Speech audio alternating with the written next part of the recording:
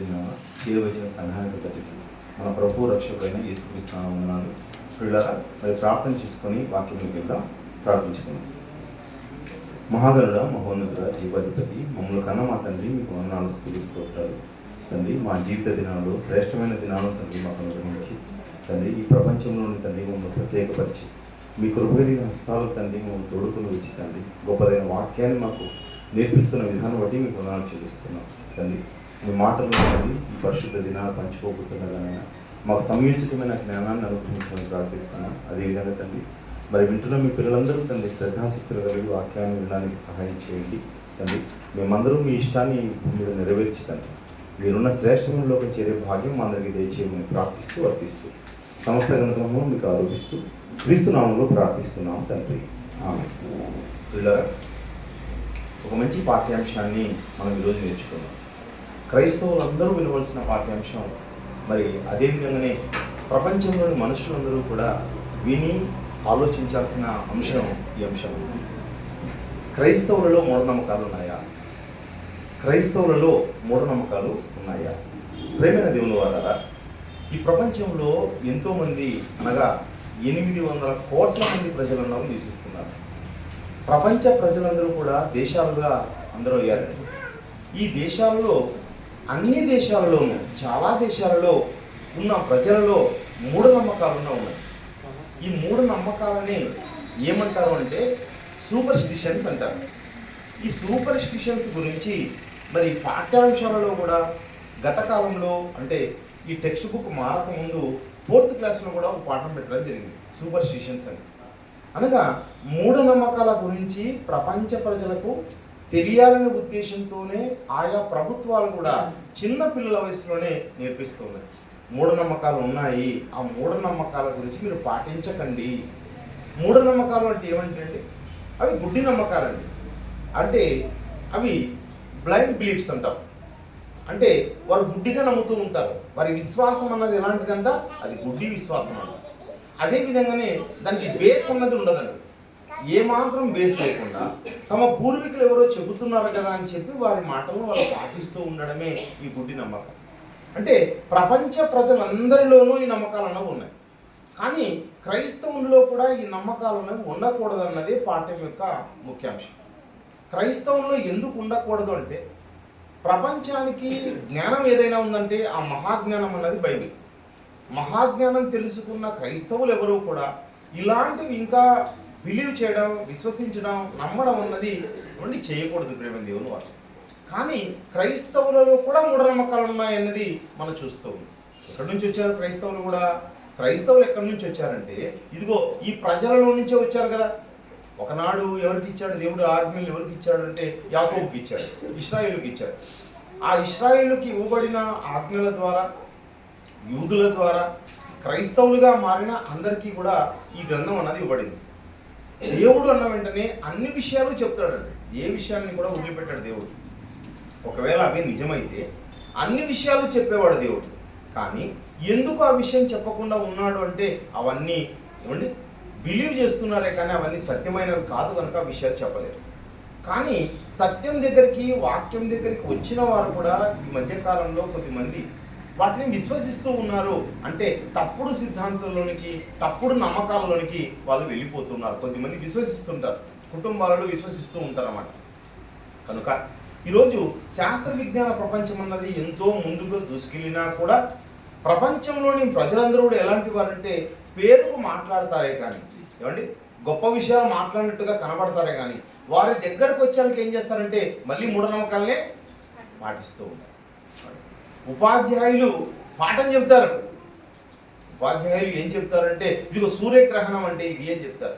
ఇంటికి వచ్చిన తర్వాత మరి పాటిస్తూనే ఉంటారు. అంటే చెప్పడానికి మాత్రమే అని అనుకుంటున్నారే కానీ జ్ఞానం అన్నది అనుసరించడం లేదు. ప్రపంచంలో ఎవరు అనుసరించడం లేదని.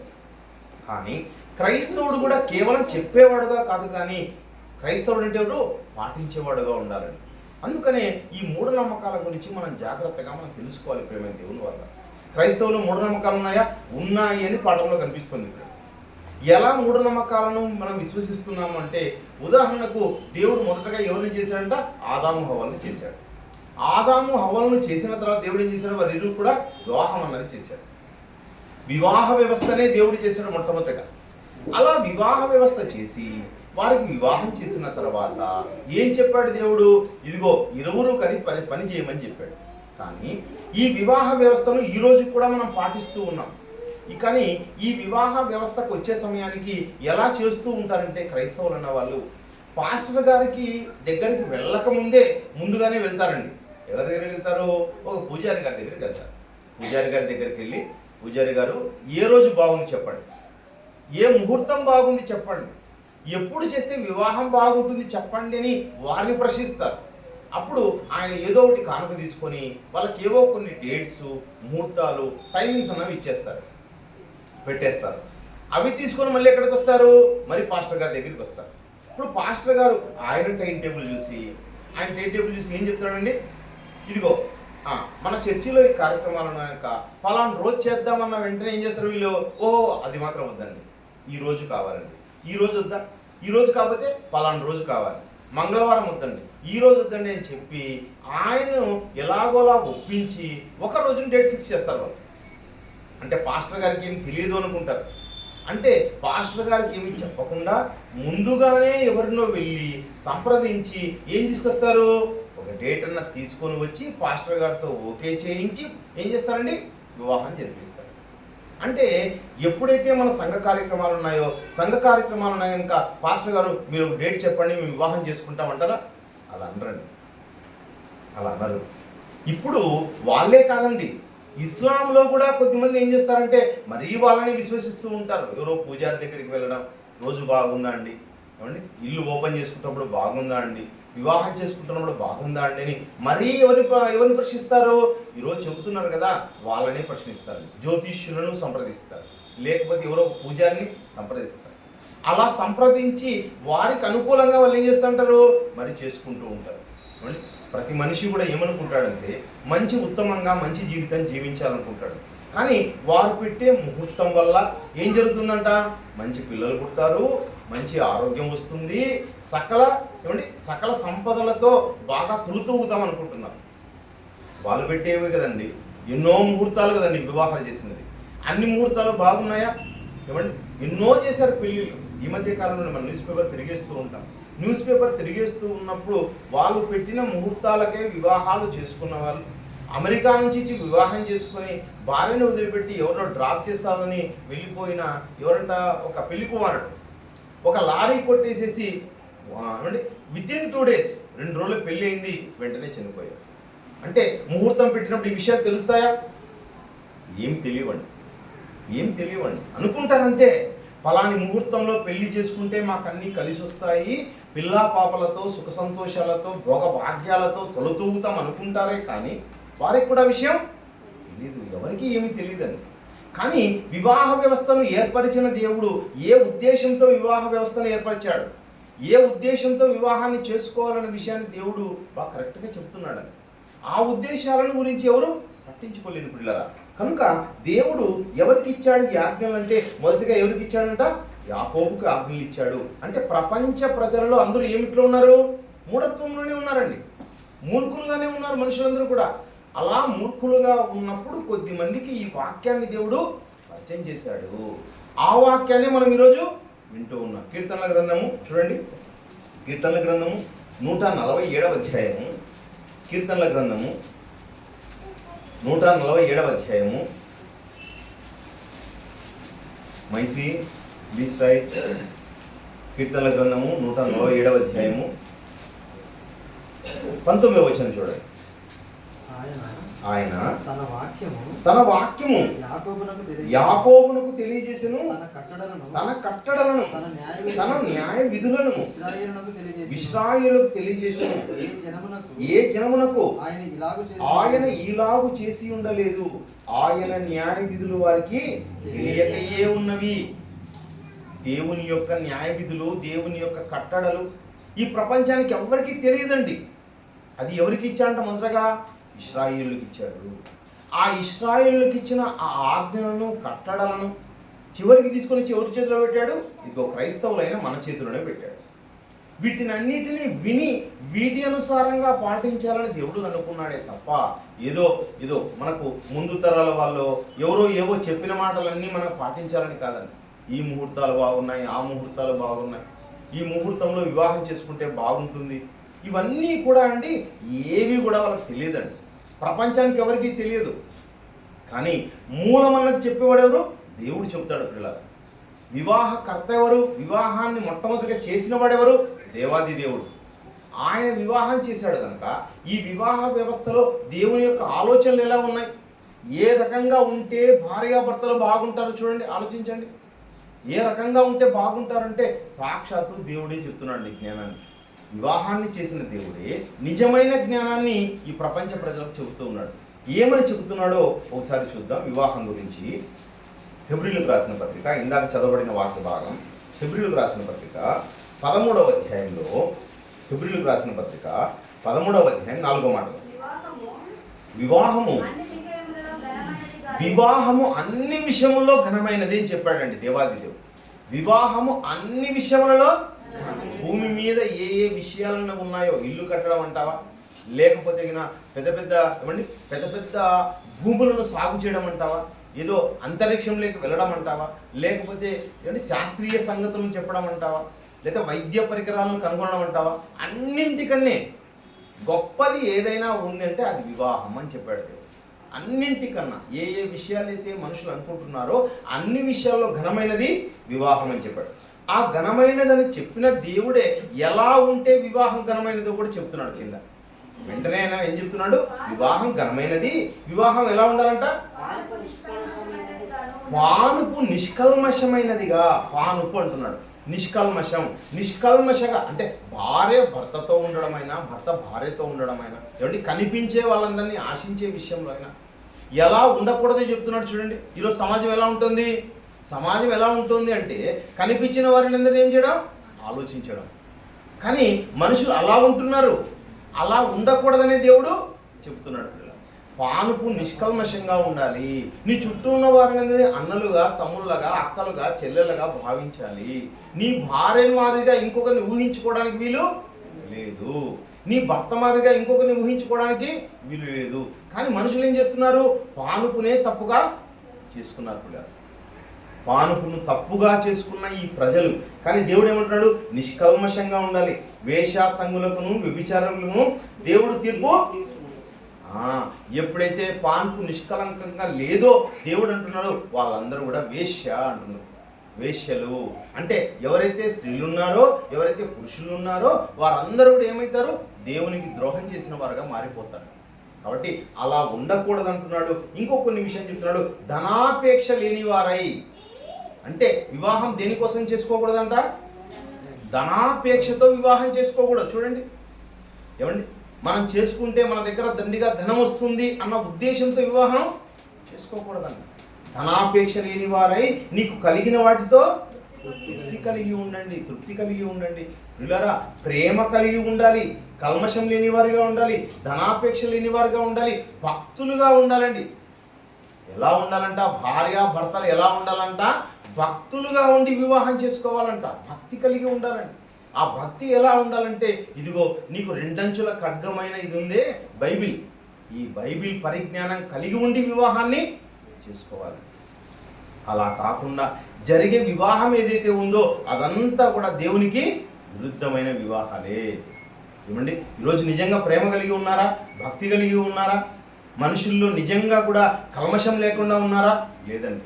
అందరూ కల్మషమైన మనుషులు, ధనాపేక్షులు. ఏమండి, వాళ్ళ ఆలోచనలు ఏమైపోయాయి? కల్మషంగా మారిపోయాయి. నేనేదో వివాహం చేసుకుంటే నేను సుఖపడతాననుకుంటున్నారే కానీ ఇది దేవునికి సంబంధించిన కార్యము. వివాహం అన్నది దేవుని ఘనపరిచే కార్యము. కనుక నేను ఈ కార్యక్రమంలో దేవుడు చెప్పిన విధంగా ఉండాలి అని అనుకోవడం లేదు. ఒక భక్తుల్లాగా ఉండాలనుకోవడం లేదు. అదే కీర్తనల గ్రంథంలో చూడండి ఎంత మంచి మాట చెప్తున్నాడు దేవుడు. కీర్తనల గ్రంథము చివరి అధ్యాయము 149 చూడండి. 149 9వ వచనంలో విధింపబడిన తీర్పు వారి మీద నడుపుటకును వారి చేతిలో రెండంచుల గల ఖడ్గమున్నది. ఆయన భక్తులందరికీ ఘనత ఇదే. దేవుని భక్తులకు నిజమైన ఘనత ఏదంట? రెండంచుల కలిగిన ఖడ్గాన్ని కలిగి ఉండడం. రెండంచుల ఖడ్గం కలిగిన వారిగా ఎవరు ఉండాలి? భార్యాభర్తలు ఉండాలి. ఎందుకంటే వారి మధ్యలోకి ఎవరు వస్తారు? దుష్టుడు, అపవాది అన్నవాడు వస్తాడు. దేవుని కుటుంబాన్ని దేవునికి కాకుండా చేయడానికి దుష్టుడు ఆల్రెడీ ఉంచి ఉన్నాడు. ఏ కుటుంబం మీదకైనా వాడు వస్తాడండి. ప్రతి కుటుంబము దేవుని కుటుంబమే. ప్రతి కుటుంబం పట్ల కూడా మన దేవుడు సంకల్పం కలిగి ఉంటే ఆ దేవుని సంకల్పాన్ని నిర్వీర్యం చేయడానికి, ఆ దేవుని సంకల్పాన్ని కూలదోడడానికి, దేవుణ్ణి ఏ మాత్రం కూడా లెక్క చేయని మనుషులుగా ఏమంటే చేయడానికి ఎవరు వస్తారు? అపవాది, దుష్టుడు అనేవాడు వస్తాడు. దుష్టుడు అనే వచ్చి భార్యలో దోష చేస్తాడు, భర్తలోకి వచ్చేస్తాడు, పిల్లలు వస్తే పిల్లల్లోకి వచ్చేస్తాడు, అందరిలోకి వచ్చేసి ఆ కుటుంబాన్ని సమూలంగా నాశనం చేయాలనుకుంటాడు.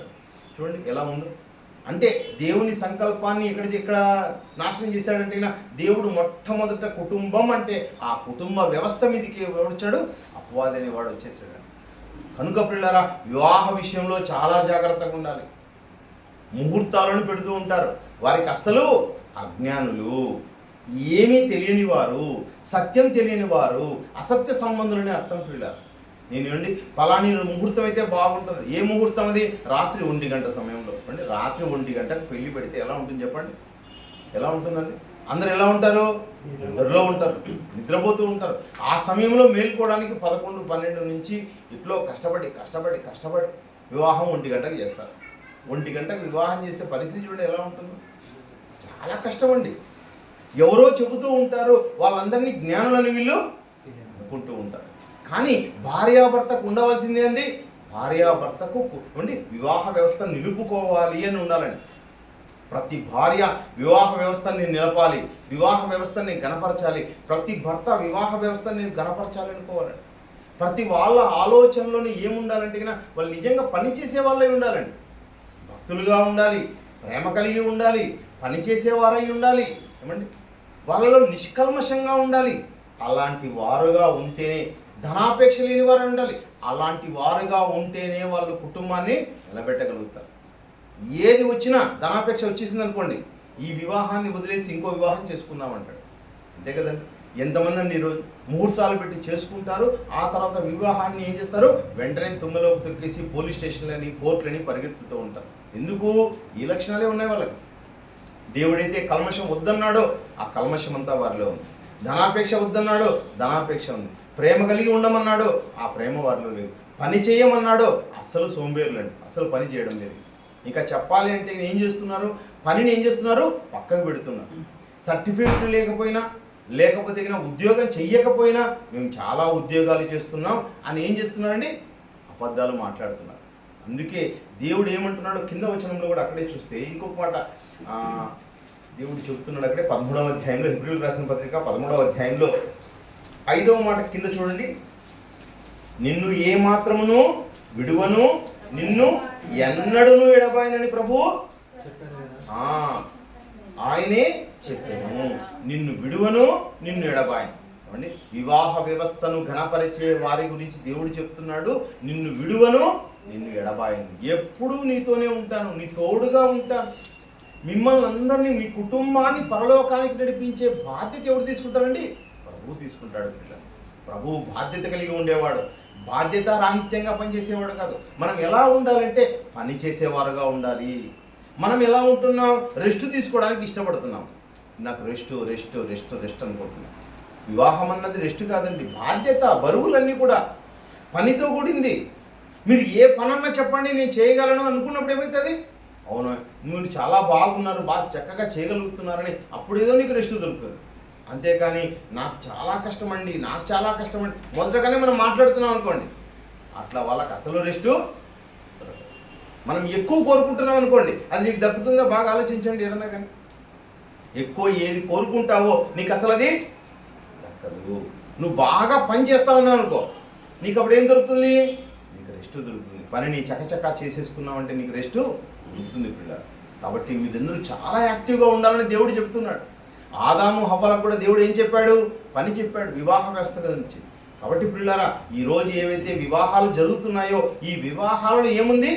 మూఢనమ్మకాలు అన్నవి జరుగుతున్నాయి, మూఢాచారాలు అన్నవి తీసుకొస్తున్నారు. కనుక అలాంటివి తీసుకొని రాకుండా మనం వివాహాన్ని చేసుకోవాలి. అలా ఉన్నప్పుడు ఏమవుతుందంటే మనము వివాహ వ్యవస్థను ఘనపరిచిన వారం అవుతాం. కనుక మొట్టమొదటిగా చూస్తున్నాం, మూఢనమ్మకాలలో క్రైస్తవులు కూడా పాటిస్తూ ఉన్నారు. అదేవిధంగా పిల్లల గురించి ఆలోచించాం అనుకోండి. పిల్లల డెలివరీ విషయంలో కూడా ఏం ఆలోచిస్తారండి? ఏ రోజైతే బాగుంటుంది, ఏమండి, ఏ రోజైతే బాగుంటుంది, ఏ సమయం అయితే బాగుంటుంది, ఆ సమయంలోనే మనం ఏం చేయాలి? డెలివరీ చేయించుకోవాలి. అంటే డాక్టర్లకు కూడా ఏం చేస్తున్నారండి? డాక్టర్లకే వీళ్ళు సలహాలు ఇస్తూ ఉన్నారు. అంటే ఫలాని సమయంలో చేయండి డాక్టర్ గారు, ఫలాని అయితే బాగుంటుందండి, మేము అనుకున్నామండి. ఎవరైతే ఇతరులు చెబుతున్నారో అట్లా క్రైస్తవులు కూడా వెళ్ళి డాక్టర్లకు సలహాలు ఇస్తున్నారు, డాక్టర్లకు చెబుతూ ఉన్నారు. ఏమంటే ఇది మంచిదంటారా? ఇది కరెక్టేనా? ఏమంటే డాక్టరు ఎప్పుడు వివాహాన్ని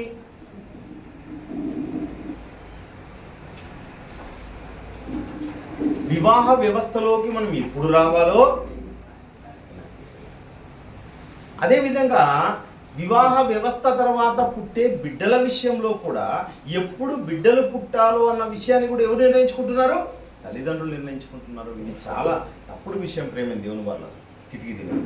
కనుక వివాహ వ్యవస్థలోకి వచ్చిన వారు, పిల్లలు పుట్టేవారు అందరూ కూడా ఇదిగో జ్ఞాన గ్రంథాన్ని మీరు పాటించారండి. అదేవిధంగా కొద్దిమంది బాలింతలుగా ఉంటారు. బాలింతల విషయంలో ఏమనుకుంటారంటే, ఇదిగో గ్రహణం పట్టే సమయంలో బాలింతలు బయటికి వెళ్ళకూడదు. ఏమొస్తుందంట? గ్రహణం మొర్రి అంటే ఒక వ్యాధికి పేరు పెట్టారండి, గ్రహణం మొర్రి అని పెట్టారు. అది ఏమవుతుందంటే ఈ పెదవి అనేది చీలిపోయి ఉంటుంది, దాన్ని గ్రహణం మొర్రి అని చెప్తారు. ఈ గ్రహణం మొర్రి రావడానికి ఏమంట కారణం? ఇదిగో బాలింతలు బయటికి వెళ్ళడం. అంటే బాలింతలు బయటికి వెళ్ళడం వల్ల, సూర్యగ్రహణం సమయంలో బయటికి వెళ్ళడం వల్ల ఈ గ్రహణం మొర్రి రాదు పిల్లలు. అంటే సూర్యగ్రహణం సమయంలో మనం చూడకూడదు, సూర్యుని చూడకూడదు. ఏమంటే మధ్యాహ్న కాలంలో సమయంలో సూర్యుని చూడొచ్చా? చూడకూడదు. సూర్యుని తదేకంగా చూడడం వల్ల మన కనుపాప అన్నది దెబ్బతింటుంది. అదేవిధంగా గ్రహణం సమయంలో, ఇందుకు గ్రహణం ఎలా ఏర్పడుతుంది ఏమండి? భూమికి సూర్యునికి మధ్యలో చంద్రుడు రావడం వల్ల గ్రహణం అన్నది ఏర్పడుతుంది. చాలామంది ఏమంటుంటారు, గ్రహణం పట్టింది కనుక మనం బయటికి వెళ్ళకూడదు, పాఠశాలకు వెళ్ళకూడదు, ఇంట్లోనే ఉండాలి, ఇంటికి తలుపులు వేసుకోవాలి, ఇవన్నీ ఆచరిస్తుంటారండి. ఇవన్నీ చేయాల్సిన పని ఏం లేదని శాస్త్రవేత్తలు గొప్ప వాళ్ళు చెబుతూ ఉన్నా ఎవరు వినరు, పాటించరు. పాఠశాలలో పాఠం చెప్పే ఉపాధ్యాయుడు కూడా ఇంటికి వచ్చిన తర్వాత ఏం చేస్తాడో వాళ్ళ ఆవిడ ఎట్లా చెప్తే అట్లే వింటాడు. కనుక ఇవన్నీ ఇవన్నీ జరగకూడదా? నేను చెప్పండి, ఆలోచించండి. ఇవన్నీ కూడా జరగాలి ప్రియులారా, ఇవన్నీ కూడా జరగాలి. ఇవన్నీ జరగడం వల్ల మనకు మంచిది. గ్రహణం ఎప్పుడు రాకుండా ఉంటుందండి? అన్నీ జరగాలి కదా. సూర్యుడు, చంద్రుడు, ఈ గోళాలు, భూమి ఇవన్నీ తిరుగుతూ ఉన్నాయి. అన్నీ తిరగడం మంచిదైనప్పుడు, ఇవన్నీ తిరుగుతూ ఉన్నప్పుడు ఎక్కడో చోట ఏం జరుగుతుంది? ఒక లైన్లోకి వస్తాయి. ఆ లైన్లోకి వచ్చినప్పుడు ఈ గ్రహాలు అన్నవి ఏర్పడుతూ ఉంటాయి. అంటే సూర్యగ్రహణం ఏర్పడినా, చంద్రగ్రహణం ఏర్పడినా అవి ఏర్పడడం చాలా మంచిది. దేవుడు ప్రతి విషయాన్ని కూడా మంచిదని చెబుతున్నాడు. ఒకసారి ఆదికాండం చూడండి. ఆదికాండము మొదటి అధ్యాయం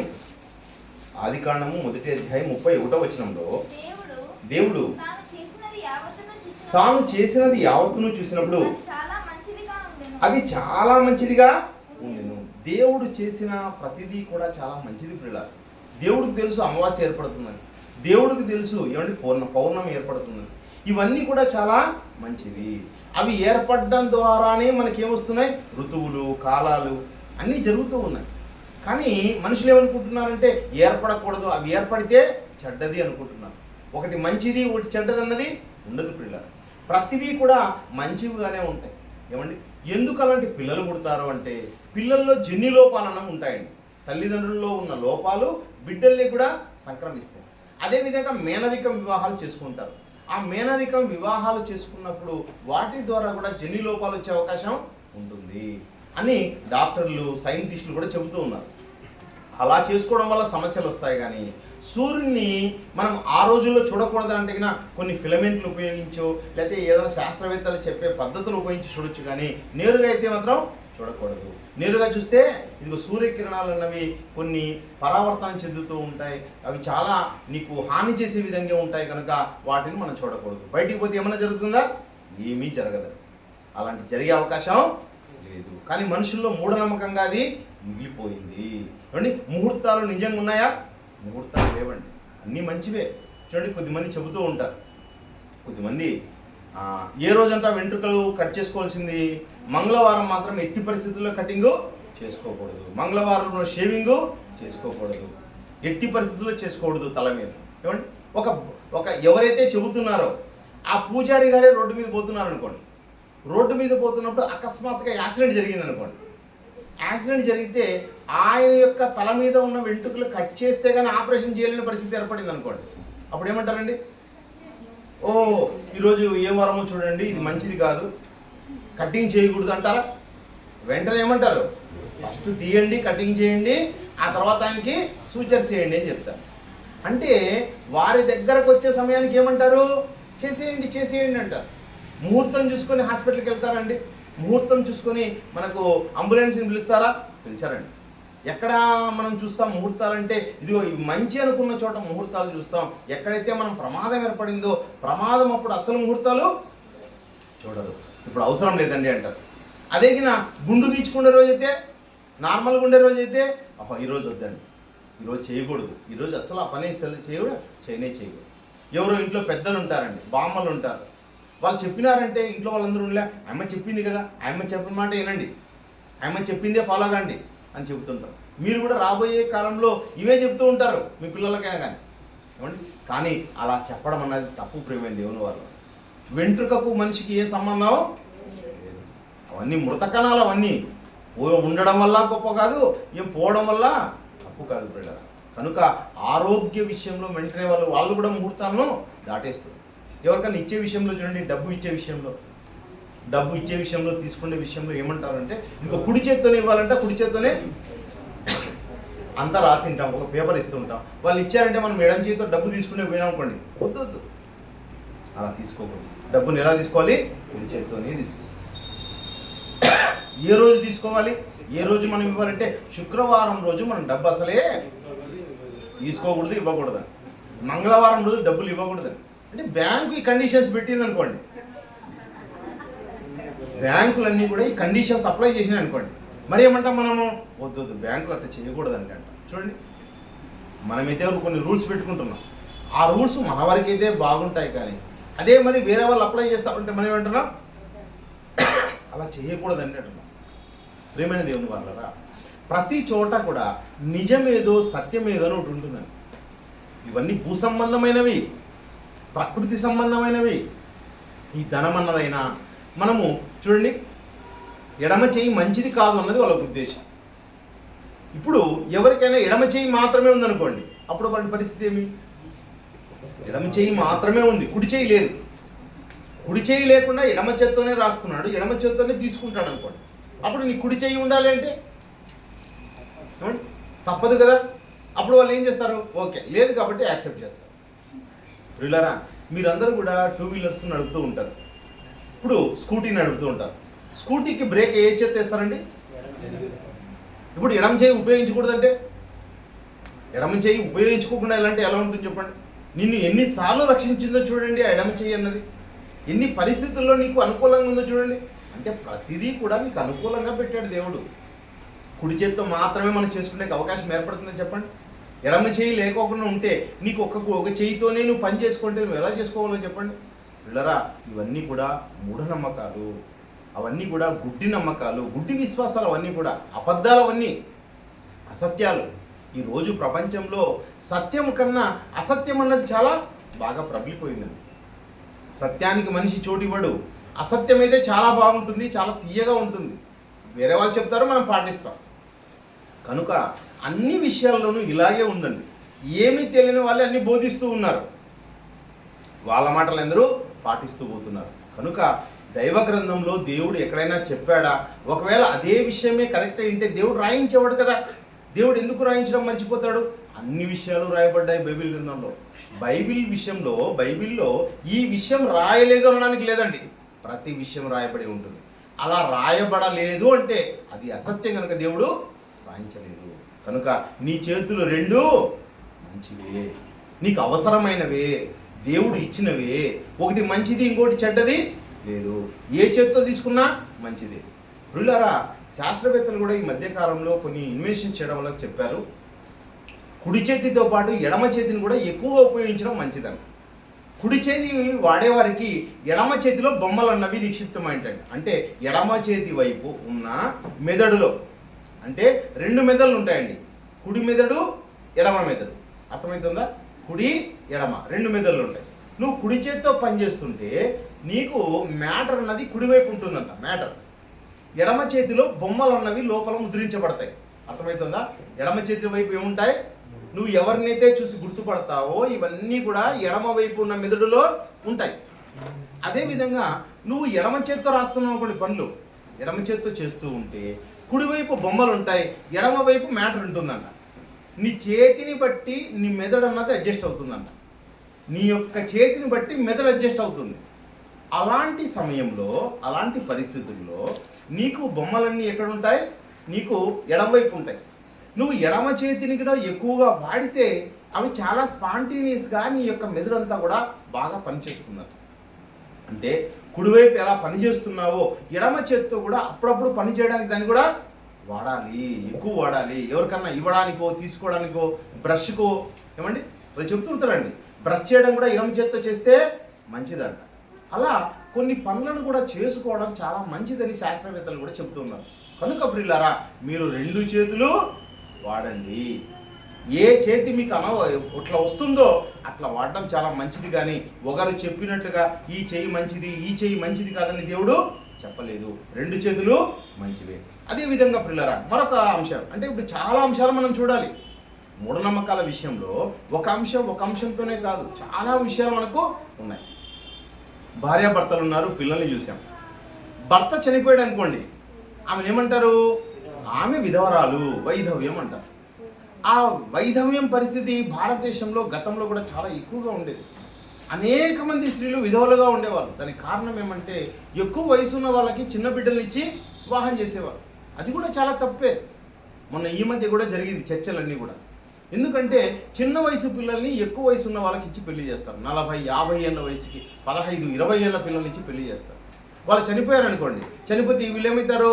విధవలు అవుతారు. విధవలు అయితే వాళ్ళు ఎక్కడన్నా కనబడ్డాన్ని ఎట్లా భావిస్తారు? ఈ సమాజం చూడండి, ఆలోచించండి. స్త్రీలకు స్త్రీలే శత్రువులు. స్త్రీలు కూడా అనుకుంటుంటారు, ఈ విధవరాలు ఎందుకు కానీ ఇక్కడ మా మధ్యకు వచ్చిందో, ఈ కార్యక్రమానికి రావచ్చా వాళ్ళు అని ఆలోచిస్తూ ఉంటారు. లేదండి, వాళ్ళ విషయం ఏది తప్పు కాదండి, వాళ్ళు ఏ తప్పు చేయలేదండి. మనము క్రైస్తవులుగా వాళ్ళని మనం ఏం చేయాలి? ఆదరించాలి. పిల్ల ఆదరించాలి. దేవుడు చాలా భక్తి మార్గాన్ని చెబుతూ ఉన్నాడు.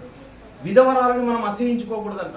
విధవరాలు మన కంటపడిందనో, మనకి ఎదురొచ్చారనో, ఏమండి వాళ్ళ వల్ల మన పని ఆగిపోతుందనో, అది అరిష్టమనో, ఏమండి అలా మనం భావించకూడదు.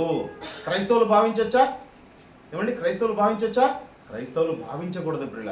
అందుకనే మనకి జ్ఞానం మనం చెబుతున్నాం. క్రైస్తవు నువ్వు క్లాస్కి వచ్చావు అంటే, బైబిల్ తరగతికి వచ్చావంటే నువ్వు చాలా జ్ఞానం పొందుకొని వెళ్తావు. ఈ ప్రపంచం చెప్పని మాటలు పిల్లలు ఇవన్నీ కూడా. మనం ఏమండి ఎవరైనా భర్త చనిపోయిన స్త్రీని తక్కువగా చూస్తారా లేదు? ఈ సమాజం చూడండి, ఆలోచించండి. చాలా తక్కువగా చూస్తుంది, చాలా నీచంగా చూస్తుందండి వాళ్ళని చాలా దూరం పెడుతుందండి ఈ సమాజం. వాళ్ళని అనరాని మాటలు అంటుంది పిల్లల, వాళ్ళని బాధపరుస్తుంది, గాయపరుస్తుంది, వాళ్ళని ఇబ్బంది పెడుతుంది. అలాంటి వారిగా క్రైస్తవులు ఎవరు ఉండకూడదు. వారిని మనం ఏం చేయాలంటే వారిని ప్రేమించాలి, వారిని దగ్గరకు తీసుకోవాలి. వారి విషయంలో దేవుడు ఏమంటున్నాడో నిర్గమాకాండంలోనే ఆజ్ఞగా ఇచ్చాడండి. 22వ అధ్యాయం నిర్గమాకాండము విధవరాల విషయంలో దేవుడు ఏమని చెప్తున్నాడు, సత్యాన్ని దేవుడు ఏం చెప్తున్నాడు చూద్దాం. నిర్గమాకాండం 22వ అధ్యాయం 22వ వచనం. విధవరాలినైనను దిక్కులేని పిల్లనైనను విధవరాలిని బాధ పెట్టకూడదు. ఏమండి విధవరాలు, ఏమండి నువ్వు చనిపోతే నీ భార్య విధవరాలు కాదా? అవుతుంది.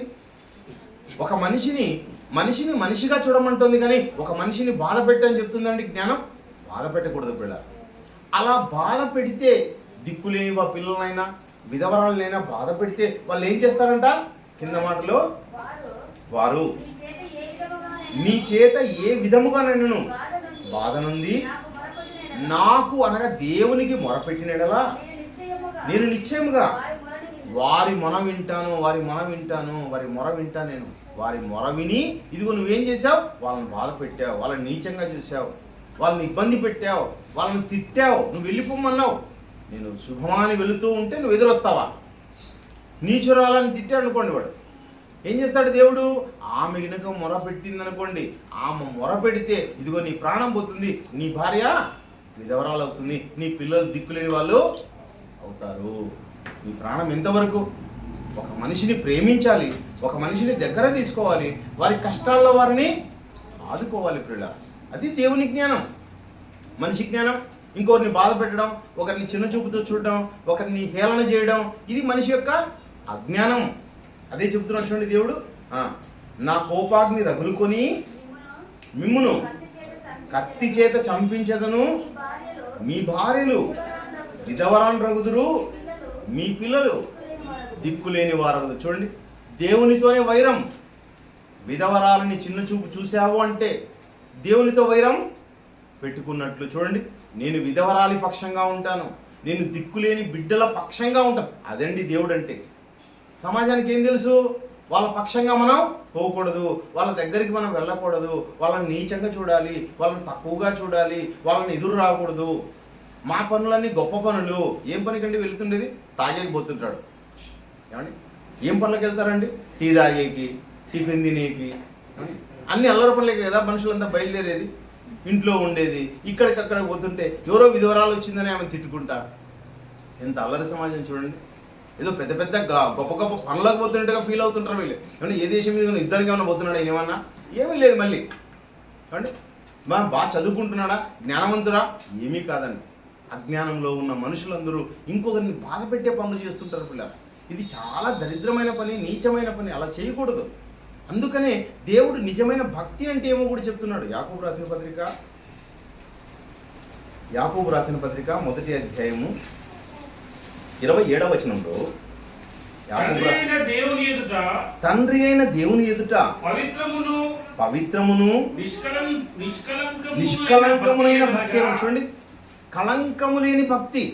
దేవుడికి చాలా ఇష్టమైన భక్తి అంటే ఏమో చెప్తున్నాడండి. దేవునికి ప్రీతికరమైన భక్తి ఏమో చెప్తున్నాడు.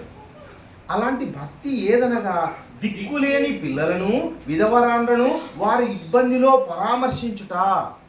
వారి ఇబ్బంది ఉంటే వారిలో పరామర్శించాలండి.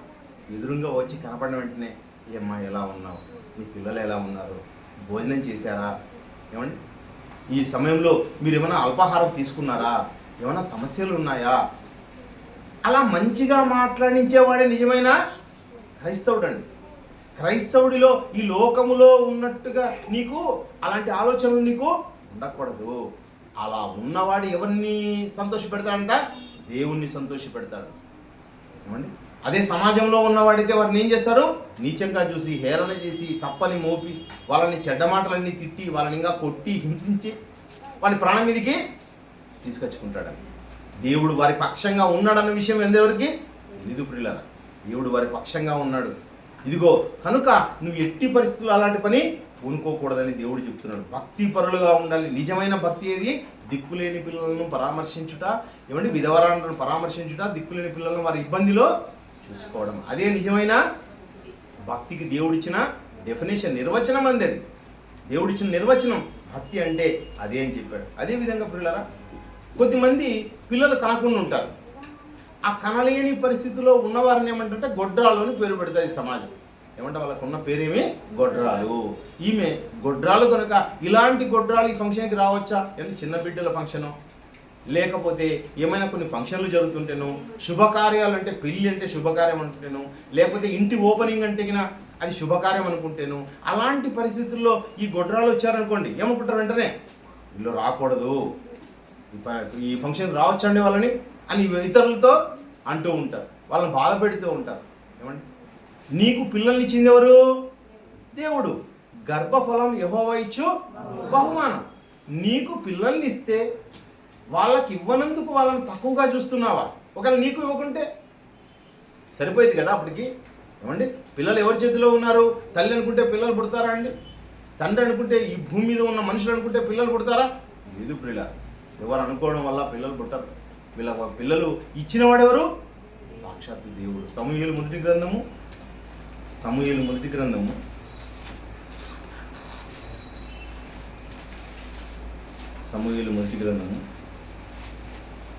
మొదటి అధ్యాయము 6వ వచనంలో యెహోవా ఆమెకు సంతు లేకుండా చేసి ఉన్న హేతువును బట్టి. చూడండి, సంతు లేకుండా చేసింది ఎవరంట? అక్కడ హన్నా అనే ఆమె ఉందండి. హన్నా, పెనిన్నా అని ఉన్నారు, ఇరువురు ఉన్నారు. హన్నాకు సంతు లేకుండా చేసింది ఎవరంట? దేవుడే. నీకు సంతానం ఇవ్వలేదు అంటే దానికి కారణం ఎవరు? దేవుడు కారణం. కనుక ఎవరికైనా సంతానం ఉందంటే కారణం ఎవరు? దేవుడే. ఏమండి, వాళ్ళు కాదండి కారణం, ఆ మనుషులు కాదండి కారణం, దేవుడు కారణం. దేవుణ్ణి తప్పుపట్టే పని ఏది మనం చేయకూడదు. ఒక మనిషి అలా ఉన్నాడు అనుకో, ఒక మనిషి కన్ను సరిగా లేదనుకో, వాడిని గుడ్డివాడు అని తిట్టడం. గుడ్డివాడుగా వాడు పుట్టడానికి కారకుడు ఎవరంట? దేవుడు. ఒక మనిషి గొప్పవాడు, వాడిని బాగా అందంగా ఉన్నాడు అనుకో, దానికి కారణం ఎవరు? దేవుడు. ఒక మనిషి ఘనుడుగా ఉన్నా ఘనహీనుడుగా ఉన్నా చేసింది ఎవరు? దేవుడు. దేవుని పనిని తప్పుపట్టే పని మనం అసలు చేయకూడదు. ఒకరి గుడ్డివాడు అని తిట్టడం, ఒకరిని కుంటివాడని తిట్టడం, ఒకరిని గొడ్రాలని తిట్టడం, ఏమైనా పనులండి ఇవన్నీ? ఇలాంటి పనులన్నీ చేయకూడదండి. ఇవి జ్ఞానవంతులు చేయకూడని పనులు. పిల్లలు, సత్య సంబంధులు, జ్ఞానవంతులు ఈ ప్రపంచానికి చెప్పాల్సిన వారుగా మనం చేయకూడని పనులు. ఎవరిని వాళ్ళు వేలెత్తి మనం చూపకూడదు. పిల్లలు, ఎవరైనా నల్లగా ఉన్నారనుకోండి, నువ్వు నల్లగా ఉన్నావని తిట్టడం, ఎవరైనా తెల్లగా ఉన్నారనుకోండి, వీళ్ళు ఎందుకు ఇంత తెల్లగా ఉన్నారని అసూయపడ్డం, ఇవన్నీ మనుషులు చేయకూడదండి. అందాన్ని బట్టి కాదండి. చాలామంది ఏమనుకుంటారంటే, అందంగా ఉన్నారనుకోండి, అయ్యో మాకు దిష్టి తగిలిపోయింది అంటారు. ఏమంటే ఏం తగిలిందంటే వాళ్ళకి దిష్టి తగిలిందంట. నేను తెల్ల బట్టలు వేసుకొని ఈరోజు నేను ఒక 3 సార్లు నేను బయటికి వెళ్ళేసి వచ్చాను, నాకు ఏదో కాళ్ళు చేతులు అన్నీ లాగేస్తున్నాయి. ఈ గుంటకల్ ప్రాంతంలోనూ, ఆదోని ప్రాంతంలోనూ, గుత్తి ప్రాంతంలో చాలా ఎక్కువ ఉంటాయండి. అక్కడ మాత్రమే ఎక్కువ ఉంటాయి, మిగతా తక్కువ ఉంటాయేమో. ఆ ప్రాంతంలో ఉందని ఏమనుకుంటారంటే, మాకు దిష్టి తగిలింది అనుకుంటాను. రోజుసేపు ఒకసారి, 2 రోజులకు ఒకసారి దిష్టి తీర్చుకుంటూ ఉంటారు. ఉప్పు మిరపకాయలు వేసి దిష్టి తీయడం, అంటే బుగ్గను చుక్కలు పెట్టడం, చిన్నపిల్లలకు అవి పెట్టడం, పెద్దలకు పెట్టుకోవడం, దీన్ని ఆచారంగా మనం పాటిస్తూ ఉండడం.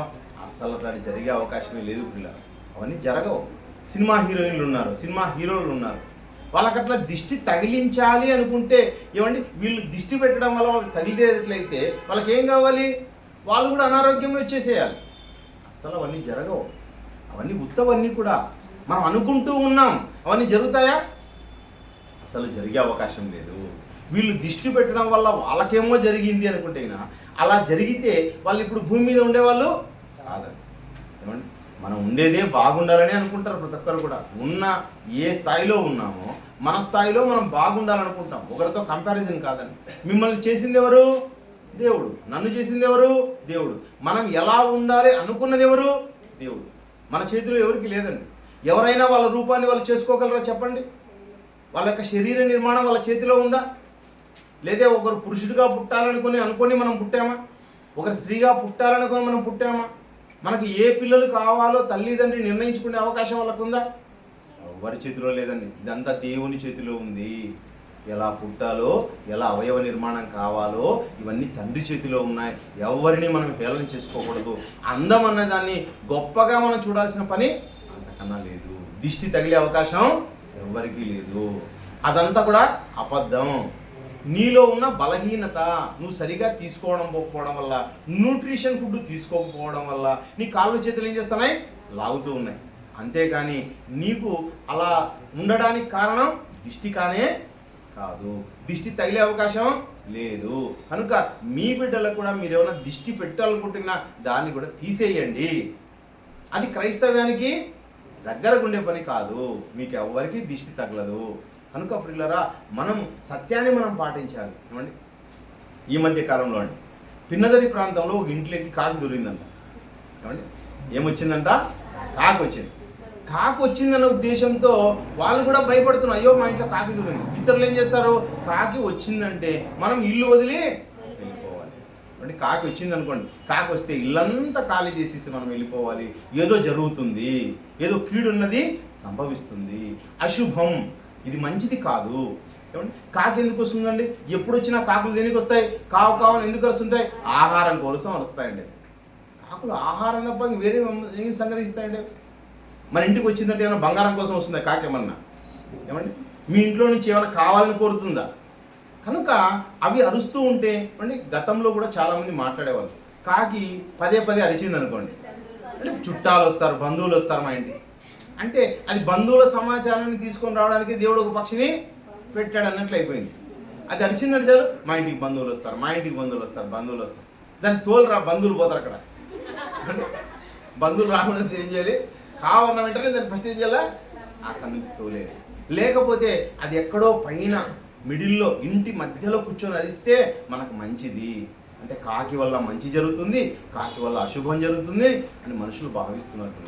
అదంతా కూడా అబద్ధం. ఏమీ తెలియని మనుషులు. ఎందుకు కాకులు దేనికోసం అరుస్తాయో ఒకసారి మనం చూద్దాం. యోబు గ్రంథము 38వ అధ్యాయం.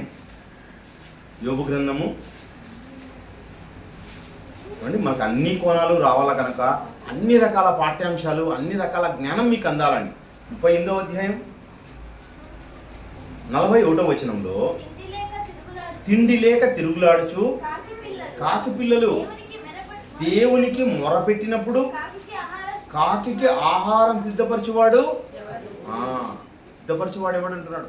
కాకికి ఆహారం సిద్ధపరచువాడు ఎవరు? దేవుడు. కాకి ఆహారం కోసం తిరుగుతుంటుంది. అది తన పిల్లలకు ఆహారం తీసుకొని పోవాలి, తను తినాలి, తన పిల్లలకు ఆహారం తీసుకొని పోవాలండి. ఆ పరిస్థితుల్లో కాకి వచ్చిందే తప్ప, ఆ పరిస్థితుల్లో నీ ఇంట్లోకి వచ్చిందే తప్ప అది నీ కోసం రాలేదు, నీ ఇంట్లో ఉన్న వాటి కోసం రాలేదు. దేనికోసం వచ్చింది? ఆహారం. అదేదో పొరపాటున మీ ఇంట్లోకి వచ్చి ఉంటుంది. అది పొరపాటున మన ఇంట్లోకి వచ్చిన వెంటనే అదేదో తప్పుగా భావిస్తున్నారు పిల్లరా. కాకి శాస్త్రం ఉందంట. బల్లికో శాస్త్రం, బల్లి శాస్త్రం. అదేవిధంగా ఏమి చేతి రేఖలను బట్టి హస్త సాముద్రికం అదొక శాస్త్రం. ఏమంటే జ్యోతిష్యం చూడండి, ఇవన్నీ కూడా జ్యోతిష్యం అన్నది ఒక శాస్త్రంగా చేసేసారు. హస్త సాముద్రికం అన్నది ఒక శాస్త్రంగా చేశారు. కాకి శాస్త్రము, బల్లి శాస్త్రము, కళల శాస్త్రము, ఎన్నో శాస్త్రాలన్నీ మనిషి పెట్టుకున్నారండి. నీకు ఏ కళలు వచ్చాయో ఆ కళల భావాన్ని బట్టి వాళ్ళు ఏం చేస్తారు? చెబుతూ ఉంటారు. వాటికి సంబంధించిన పుస్తకాలు కూడా ఉంటాయండి, చాలా పుస్తకాలు ఉంటాయి. మచ్చల శాస్త్రము విన్నారా? ఇవన్నీ మచ్చలకు సంబంధించిన శాస్త్రం. ఎక్కడెక్కడ మచ్చలు ఉంటే నీకు గొప్ప. చిలక జోస్యము, వాస్తు జోస్యం, ఇవన్నీ కూడా అండి చెబుతూ మనిషిని అనాగరికుడుగా తీసుకుపోయేటి పిల్లలు. ఇవన్నీ బూటకం, వీటన్నీ కూడా అసత్యం, వీటన్నిటిలో ఏది లేదు. చదివిన వాళ్ళు కూడా వీటిని పాటిస్తూ ఉంటారు. అక్కడక్కడ మనం బస్ స్టాండ్లలో తిరుగుతున్నప్పుడు పుస్తకాలు కనబడతాయి, ఆ పుస్తకం తీసుకునేది, ఇవన్నీ నిజమని నమ్మేది, అవి తీసుకొచ్చుకునేది, పెట్టుకునేది. ఇవన్నీ క్రైస్తవులు కూడా అండి. ఇతరులతో మనకు సంబంధం లేదు, ఇతరులకు ఇబ్బంది పెట్టాల్సిన పని లేదు. వాళ్ళు ఏమన్నా నమ్ముతుంటారు, వాళ్ళని ఏం మనం అనకూడదు. కానీ క్రైస్తవుడు కూడా బుక్ తీసుకొచ్చుకొని వాటిని పాటిస్తూ ఇంటిలోకి వచ్చిన వెంటనే ఓ మంచి కలబంద కట్టింటారు. అంటే ఓ మంచి కలబంద కట్టింటారు, ఓ టెంకాయ కట్టింటారు. అదేవిధంగా ఇంకోటి ఏమంటే ఒక రక్ష రేకు పెట్టుకుంటారు.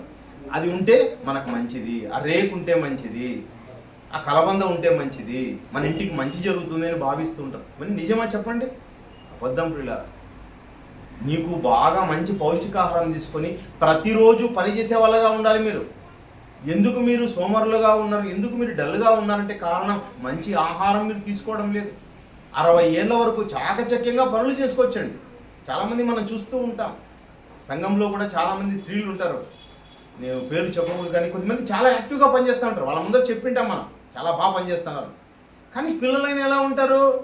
డల్గా ఉంటారు, ఇట్లే మాడిపోయినట్లు ఉంటారు. కొద్దిమంది నిదానంగా నెమ్మదిగా ఉంటారు. కొద్దిమంది పెద్దలు కూడా 25 ఏళ్ళు 30 ఏళ్ళే కానీ ఏమీ పని చేయలేరు, శక్తిహీనులుగా కనబడుతుంటారు. నువ్వు బాగా శక్తివంతంగా పనిచేసేటట్టుగా ఉండాలి. అలా ఉండకపోవడానికి కారణం ఆహారం సరిగా తీసుకోకపోవడమే, మంచి ఆలోచనలు స్పీడ్గా లేకపోవడమే. కనుక పిల్లరా అలా ఉండాలి మనం అందరం కూడా. అంటే కాకి వచ్చిందంటే ఏమో జరుగుతుంది అనుకుంటాండి.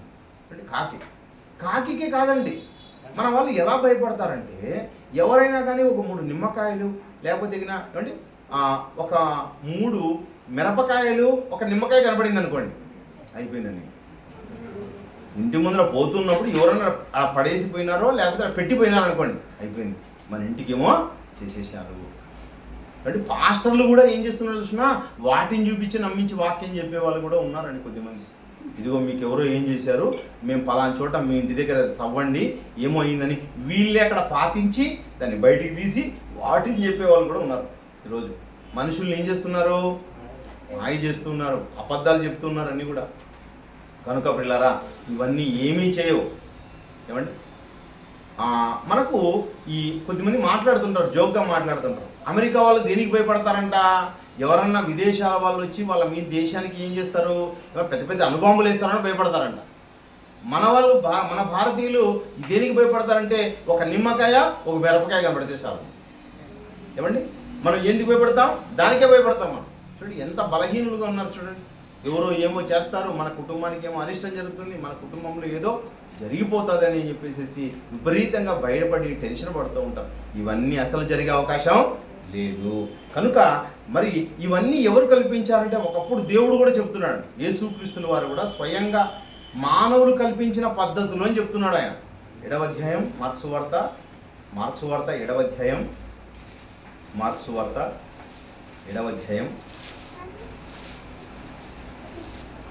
6వ వచనంలో ఈ ప్రజలు పెదవులతో నన్ను గణపరచుదురు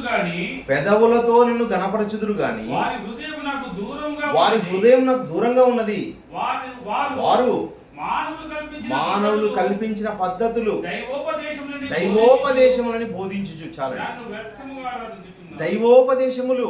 ఏవి దైవోపదేశములు? ఇదిగో ఇలాంటివన్నీ కూడా ఏవో చెప్పేసేసి ఇదిగో ఏ రోజు మంచిది కాదు. ఏమండి మనం ఏది చేసుకుంటే మంచిది నీకు చెప్తామంటారు, వాస్తు చెప్తామంటారు. ఇంకా మనము ఇప్పుడు వనేసిమన్న వాళ్ళ ఇంటి ఏరియాలో అయితే ఇట్లాంటివి ఎక్కువ జరుగుతుంటాయి, ఓ రేంజ్లో జరుగుతుంటాయి అనమాట అక్కడ.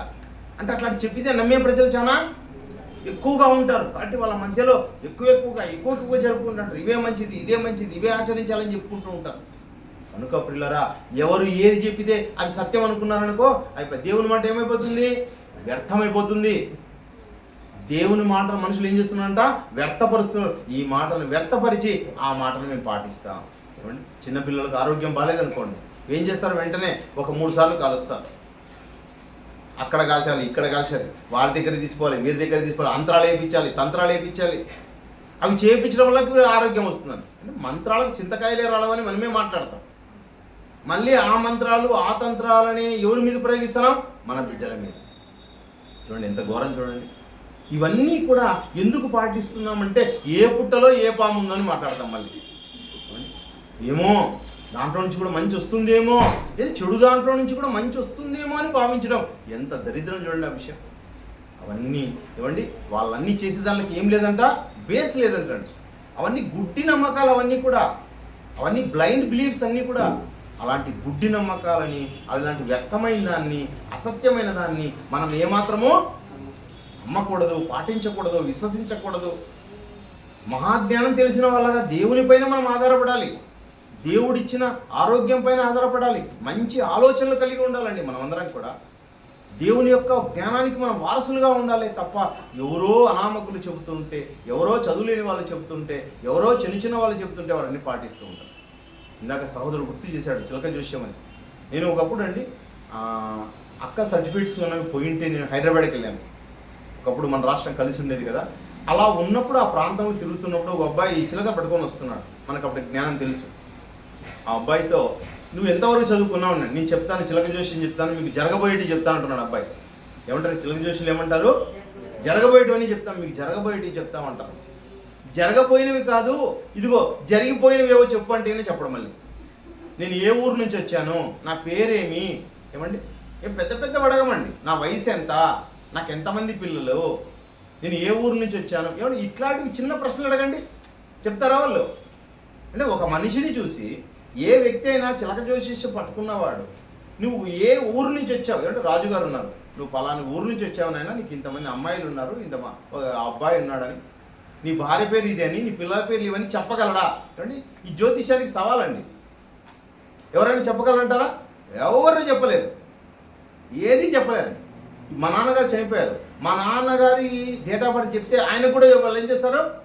జ్యోతిష్యం రాసిస్తారు. నేను ఇంకా బాగుంటాడు, ఇవన్నీ చేస్తాడు రాసి. చనిపోయిన వాళ్ళకి కూడా చెప్తారండి వీళ్ళు. అంటే అర్థమవుతుందా మీకేమన్నా? చనిపోయిన వాళ్ళకి కూడా వారి డేట్ ఆఫ్ బర్త్ చెప్తే జ్యోతిష్యం రాయమంటే వాళ్ళకు కూడా జ్యోతిష్యాన్ని రాసిస్తారు. ఇదండి వాళ్ళ అజ్ఞానం అంటే. కనుక ప్రియులారా, అలాంటివన్నీ మనం విశ్వసించకూడదు. ఆ అబ్బాయి చివరికి ఒక మాట చెప్పాడండి, నిజంగా చెప్పాడు.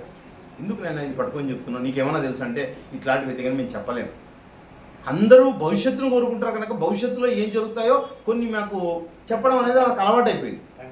ఇది ఎలా వచ్చింది మాకి అంటే ఇది మా పూర్వీకుల నుంచి వచ్చింది, ఇది మా కుటుంబం నుంచి వచ్చింది, మా వంశ పారంపర్యాచారం సార్ మాకు ఇది అన్నారు. ఎంతవరకు చదువుకున్నాం అంటే 3వ తరగతి. 3వ తరగతి చదువుకున్న వాళ్ళని ఎందుకు చదువుకున్నాడంటామా? వాడికి పదాలే రావు అండి. ఏ పదాలు చూపించినా అసలు వాడు చదివేకి రాదు, చదువు రాదండి. కానీ చదువు రాకపోయినా ఆ ట్యాంక్ బండ మీద తిరుగుతూ ఎంతో మందిని ఏవో చెప్పేసేసి వాళ్ళందరితో ఏం చేసుకుంటాడు, వాడు క్యాష్ చేసుకుని వెళ్ళిపోతున్నాడు. రోజుకి ఇంత సంపాదిస్తున్నాడు, వాడు ఒక ఉద్యోగంగా ఎంచుకున్నాడు, వృత్తిగా ఎంచుకున్నాడు. చూడండి ఎంత ఘోరం చూడండి. అలాంటి వారి దగ్గర క్రైస్తవులు కూడా వెళ్ళి ఏం చేస్తారు, ఇదిగో మాకు చెప్పునైనా, వీడికే ఏమీ తెలియదు. ఆ చిలకేం తెలుసండి? చిలక ఏ రోజైనా పాఠశాలకు వెళ్ళిందా? వీడన్నా 3వ తరగతి, అదిస్తే 0. ఆ 0వ తరగతి చదివింది కూడా వీనికి చెప్తుందని వీళ్ళు నమ్ముతున్నారు. చూడండి ఎంత అజ్ఞానులుగా ఉన్నారు, ఎంత మూర్ఖులుగా ఉన్నారు. చూడండి ఎవరికి ఏం తెలియదండి. దేవుడు ఏం చెప్తున్నాడు, దేవుడు ఏం చెప్తున్నాడంట, దేవుని మాటను మనం పాటించాలండి. అది చెబుతున్నాడు, వారి హృదయం నాకు దూరంగా ఉన్నది, వారు మానవులు కల్పించిన పద్ధతులు. ఇవన్నీ మానవుడు తయారు చేసిన పద్ధతులు పిల్లల, ఇవన్నీ తంత్రాలు అన్నీ, ఇవన్నీ కూడా. ఒకసారి ప్రసంగి గ్రంథం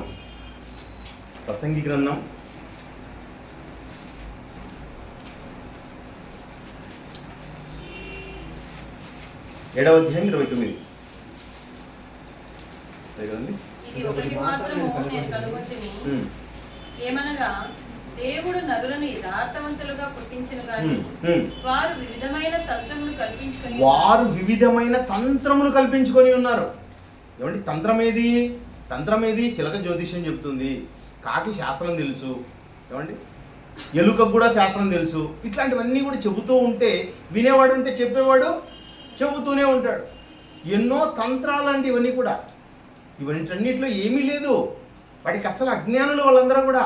వాళ్ళు చెప్పేటివి మనం పాటిస్తూ ఉంటాం. పలానా రోజు మంచిది కాదన్నా అనుకోండి, ఓహో ఈరోజు మంచిది కాదు, ఈరోజు రాహుకాలం ఉందంట, ఈరోజు రాహుకాలం ఉంది, ఈ సమయమే మంచిది, ఆ సమయం మంచిది కాదు. ఏమండి ఈ సమయం మంచిది కాదు అనుకుంటే ఆ సమయంలో మనం ముక్కు మూసుకొని ఉంటామండి. ఈ సమయం మంచిది కాదు కదా, ఎందుకు ఇంట్లోనే ఒట్టే చోటే ఉండేసి ఈ సమయం మంచిది కాదు, ఏ పని చేయకూడదు, గాలి పీల్చే పని చేయకూడదు అంటారా? చూడండి గాలిని పీలుస్తూనే ఉంటావు, జరిగే క్రియలు ఏమో లోపల జరిగిపోతూ ఉంటాయి. నీ యొక్క శరీర క్రియలు అన్నీ కూడా జరుగుతూ ఉంటాయండి. వేటిని ఆపవు మనం? ఆపుతామా? ఎవరు రక్త ప్రసరణ వ్యవస్థను ఎవరైనా ఆపుతున్నారా? ఊపిరితిత్తుల్లో ఏం ప్రవహిస్తుంది మనకి? శ్వాస వ్యవస్థ. ఆ శ్వాసలో నువ్వు తీసుకున్న ఆక్సిజన్ ప్రతి అవయవంలోని ప్రతి ఒక్క చిన్న భాగానికి చేరిపోతుంది. తల మొదలుకొని చివరి యొక్క కాళ్ళలో చివరి వరకు వెళ్ళిపోతుంది. అలా అవన్నీ జరుగుతూ ఉండేవి. అవి ఎప్పుడైనా ఆగుతున్నాయా? కానీ ఏమంటున్నారు వీళ్ళు, నువ్వు ఆగిపోవాలి, పని ఇప్పుడు చేయకూడదు, ఇది రాహుకాలం, ఇల్లు ఇప్పుడు కట్టకూడదండి, ఎందుకంటే ఇవి మంచి దినాలు కాదండి, ఈ సమయాల్లో మనం ఇల్లు కట్టకూడదండి. ఇల్లు ఎప్పుడు ఓపెనింగ్ చేసుకోవాలి? మళ్ళీ ఎవరో బయటోడు చెప్పాలి, క్రైస్తవుడికి. వాడు చెప్తే వీళ్ళు మళ్ళీ వచ్చి పాస్టర్ దగ్గరికి వస్తారు, ఇల్లు ఓపెనింగ్ ఇప్పుడు చేసుకోవచ్చా లేదా అని అడగడం. ఎప్పుడైనా చేసుకోవచ్చండి, మనకు శుభదినాలే, అన్ని మంచి రోజులే. ఏదండి అశుభం?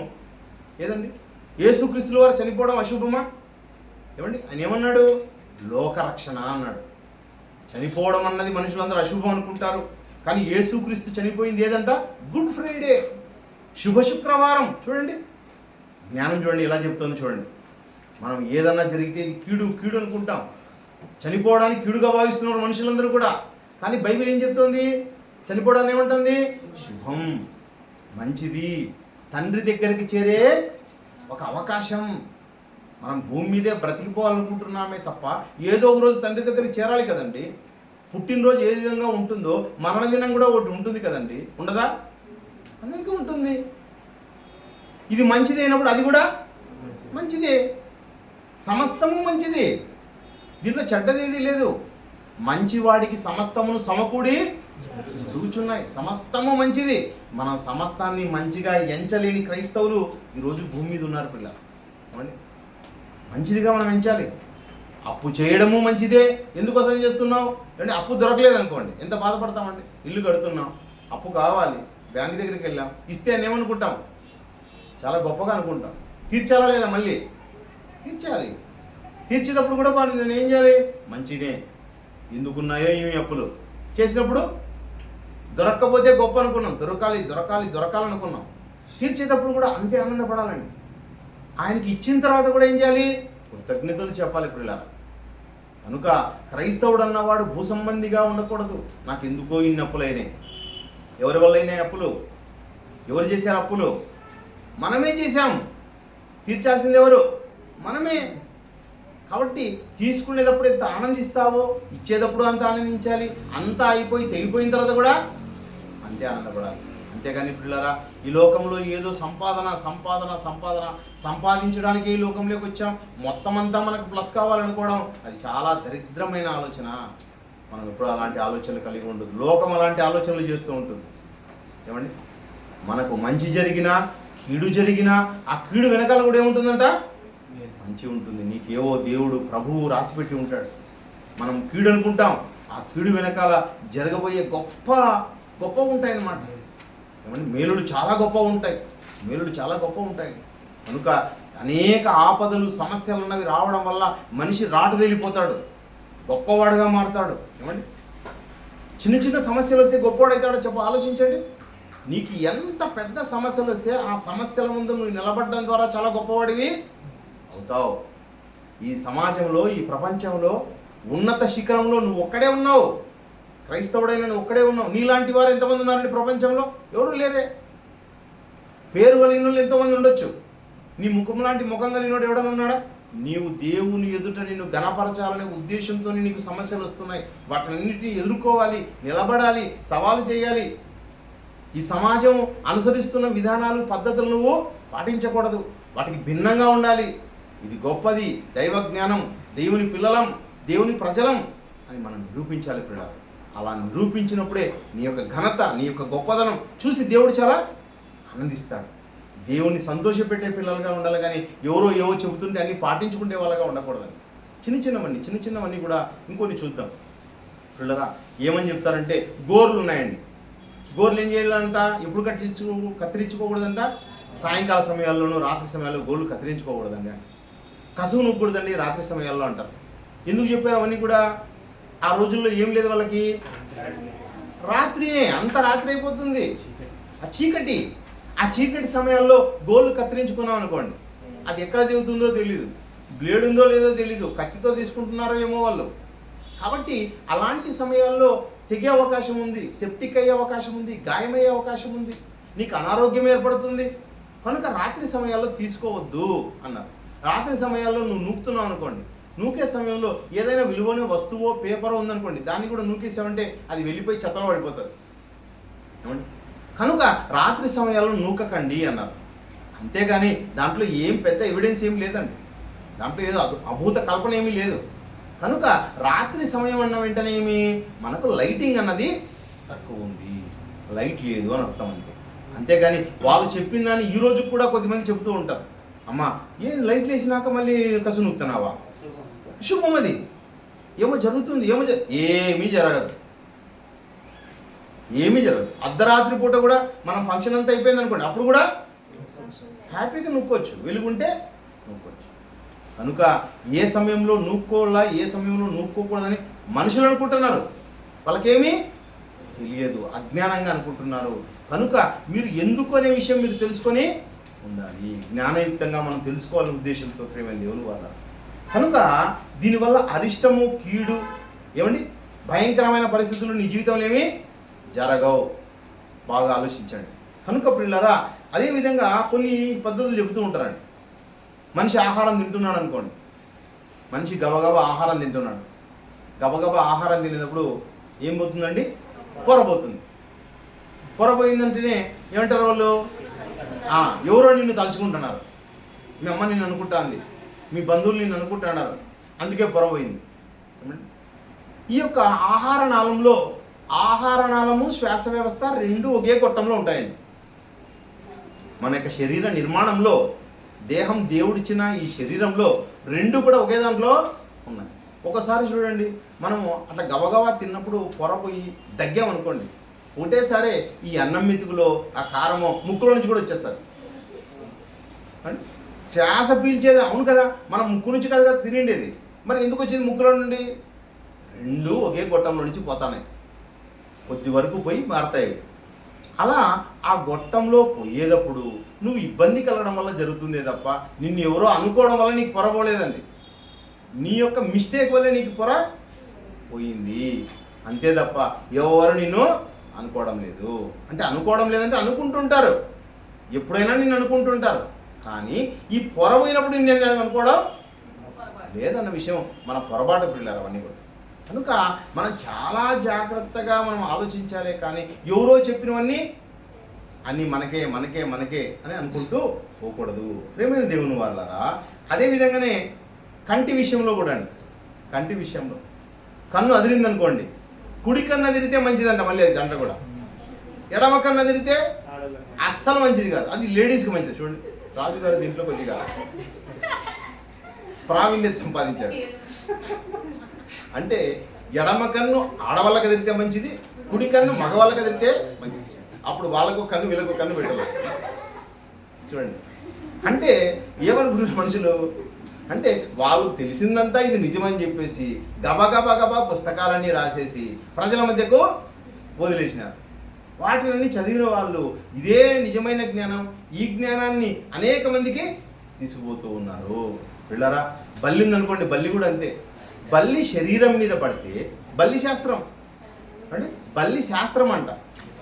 బల్లి ఏం చెప్తుంది? బల్లి ఏం చెప్తుందండి? భవిష్యత్తు చెప్తుందంట. బల్లికి తెలుసు అంట అన్నీ కూడా.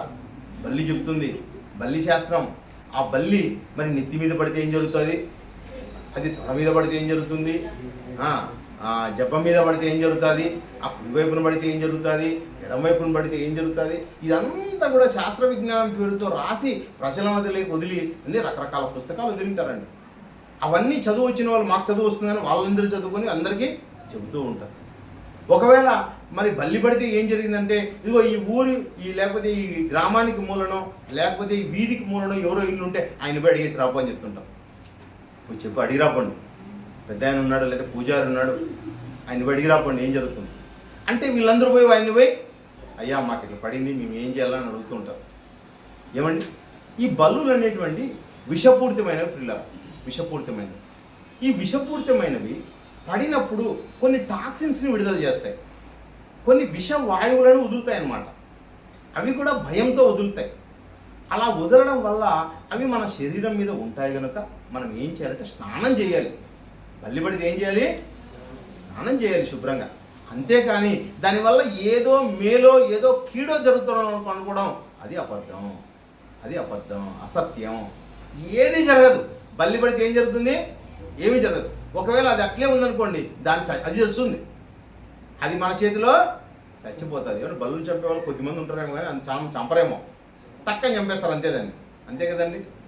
కనుక బల్లి జరగడం వల్ల, బల్లి మన మీద పడడం వల్ల ఏమీ లాభం జరుగుతుందేమో. బల్లి దగ్గర పోయి నిలబడి ఏమండి పడు నా మీదంటే పలానా చోట పడితే నాకేదో మేలు జరుగుతుంది అనుకుంటే మీకు ఏ మంచి జరగదు. కనుక మనం అలా అనుకుంటే మాత్రం అది నిజంగా అజ్ఞానం అవుతుంది తప్ప అది నిజమైన జ్ఞానం కాదు పిల్లలు. అదేవిధంగా పిల్లుల విషయాల్లో కూడా చూస్తూ ఉంటాం. మనం పోతుంటే పిల్లి ఎదురొస్తాయి. పిల్లి రోడ్డుకి ఆ పక్క ఈ పక్క పరిగెత్తుంటాయి. అవి దేనికోసం పరిగెత్తుంటాయి? ఆహారం కోసం. ఆ పక్క ఎలక కనబడి ఉంటుంది, ఈ పక్క నుంచి ఆ పక్క పరిగెత్తుంటారు. పిల్లి నాకు అడ్డం వచ్చింది, నల్ల పిల్లి ఎదురొచ్చింది. ఆ నల్ల పిల్లి ఎదురొస్తే మనకేమో జరిగిపోతుంది.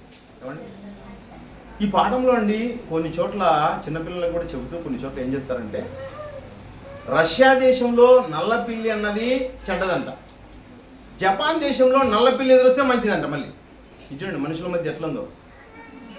ఒకరేమనుకుంటున్నారంట, ఈ పిల్లి ఎదురొస్తే చెడ్డదనుకుంటున్నారంట, ఇంకొకరేమో అదే నల్ల పిల్లి ఎదురొస్తే మంచిది అనుకుంటున్నారంట. అంటే ఇవన్నీ ఏంటంటే ఇవన్నీ కూడా గుడ్డి నమ్మకాలే తప్ప దీంట్లో ఏమి సత్యం లేవు. మూఢ నమ్మకాలు తప్ప దీంట్లో ఏమీ సత్యం లేదు. పిల్లి కలర్ మనందరికీ తెలుసు, రకరకాల కలర్స్ ఉంటాయి. దానికి కలర్ ఉన్నవి. నేను నల్ల పిల్లి అనే సంగతి దానికే తెలీదు. నేను తెల్ల పిల్లిని, నేను ఎరుపు పిల్లిని. మనుషులకు ఉంది ఏది కలర్ గుర్తించి ఇది మంచిది ఇది చెడ్డది అనుకోవడం. దానికి ఉందా ఏమన్నా? దానికి అస్సలు లేదండి. మనం కథలు రాసుకుంటాం అంతే. నెమలి, గర్వంతో ఉన్న నెమలి అని రాస్తాడు కథ. నెమలిలో గర్వం ఏమి ఉండదు, మనుషుల్లోనే ఉంటుంది గర్వం. వీని క్యారెక్టర్ని దానికి ఆపాదిస్తాడు. కనుక ప్రియులారా, పిల్లి ఏ రంగులో ఉన్నానది అనుకోవడం లేదు. నువ్వు అనుకుంటున్నావు నల్ల పిల్లి మంచిది కాదని నువ్వు అనుకుంటున్నావు అంతే. ఇంకొకసారి బాగా ఆలోచిస్తే పూర్వకాలంలో ప్రయాణమై వెళ్ళాలంటే వాళ్ళు గుర్రాల మీద ఎద్దుల బండ్ల మీద పోయేవాళ్ళు. అలా గుర్రాల మీద ఎద్దుల బండ్ల మీద పోయేవాళ్ళు అడవి గుండా దాటాల్సిన పరిస్థితులు ఉండేవి. అడవుల గుండా వెళ్ళిపోవాలి. అలా అడవుల గుండా వెళ్ళిపోయేటప్పుడు నక్కలు, చిరుతలు, లేకపోతే తోడేళ్ళు, కొన్ని క్రూర మృగాలు, అడవి జంతువులు వాటికి కనబడేవి. ఆ కనబడినప్పుడు ఏం చేస్తాయంటే వాటిని కూడా క్యాట్స్ అని పిలుస్తారు, వైల్డ్ క్యాట్స్ అంటారు అన్నమాట.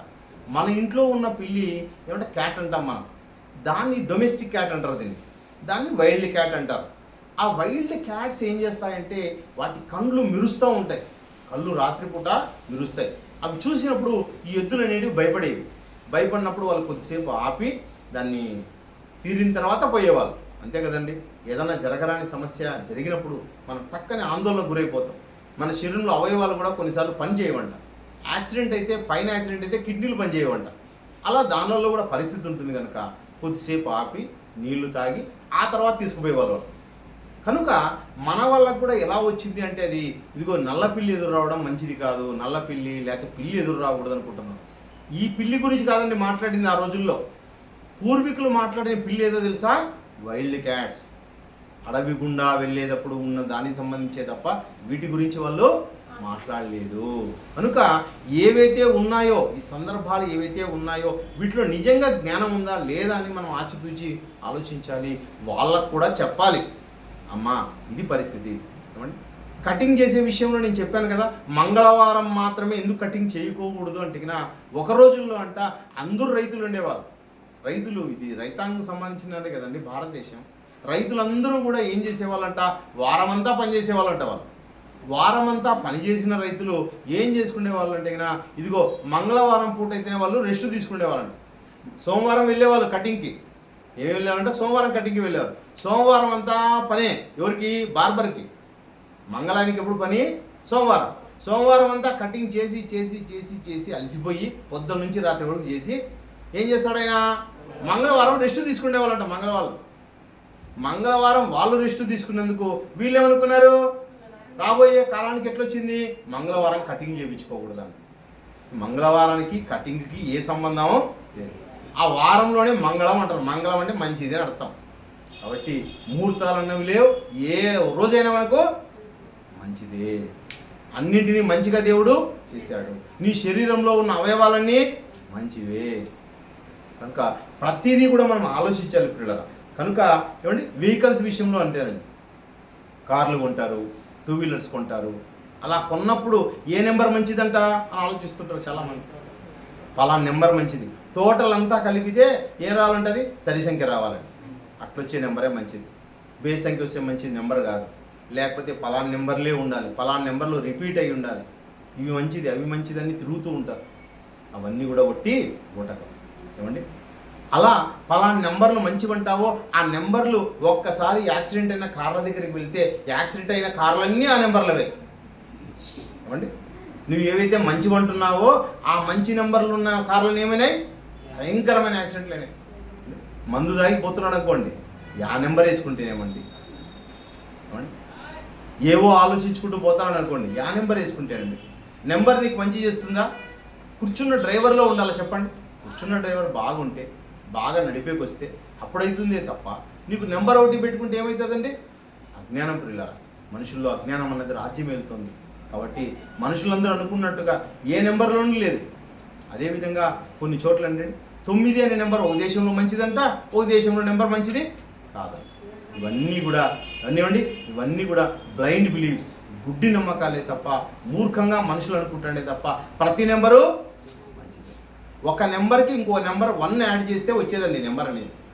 నెంబర్లు ఎలా వస్తాయి? నెంబర్ ఎలా వస్తుంది అంటే 0కు 1 యాడ్ చేస్తే 1 అనే సంఖ్య వస్తుంది. 1కి ఇంకోటి యాడ్ చేస్తే 2 అనేది వస్తుంది. 8 తర్వాత 8కి 1 యాడ్ చేస్తే 9 అనేది వస్తుంది. ఇప్పుడు 9 వద్దనుకుంటే మనం ఒకవేళ మంచిది అనుకోండి, ఆ నెంబర్ మంచిది అనుకోండి, అది మంచిది, 7 మంచిది కాదనుకుంటే 7 సంపూర్ణ సంఖ్య బైబిల్ ప్రకారంగా కదా. కాబట్టి ఏ నెంబర్లోనూ గొప్పతనం లేదు, ఏ నెంబరు మంచిది కాదనేది ఏమి లేదు. అన్ని నెంబర్లు అన్ని రోజులు, అన్ని క్షణాలు అన్నీ మంచివే ప్రియులారా. అన్నీ మంచివి తప్ప ఏదో మంచిది కాదనుకోవడంలోనే నిజంగా మనకు అజ్ఞానం అన్నది బయట పడుతుంది.